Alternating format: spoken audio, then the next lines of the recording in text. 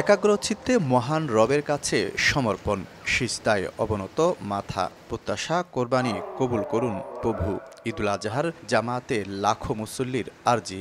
শনিবার নির্ধারিত সময় ঘড়ির কাঁটায় ঠিক 7:30টায় চট্টগ্রামে জাতীয় মসজিদ জমিয়তুল ফালাহ মসজিদে অনুষ্ঠিত হয় ঈদুল আজহার প্রধান জামাত। ইমামতি করেন মসজিদের খতিব সৈয়দ আলাউদ্দিন আবু তালেব মোহাম্মদ আলাউদ্দিন আল কাদেরি। এতে অংশ নেন রাজনীতিবিদ সহ সর্বস্তরের মানুষ।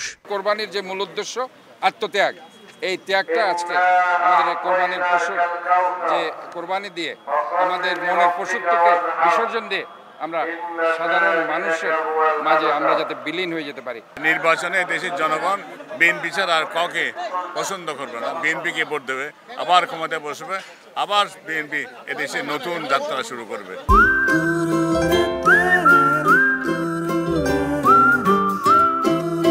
এর আগে ভোরের আলো ফোটার আগ থেকেই ঈদগাহে আসতে থাকেন মুসল্লিরা। ছিল আইনশৃঙ্খলা বাহিনীর কঠোর নিরাপত্তা ব্যবস্থা। নামাজ শেষে খুতবা ও মোনাজাতে দেশের পাশাপাশি বিশ্বশান্তি কামনায় ছিল বিশেষ দোয়া। কিছু হারিয়ে কিছু পাওয়ার ঈদ।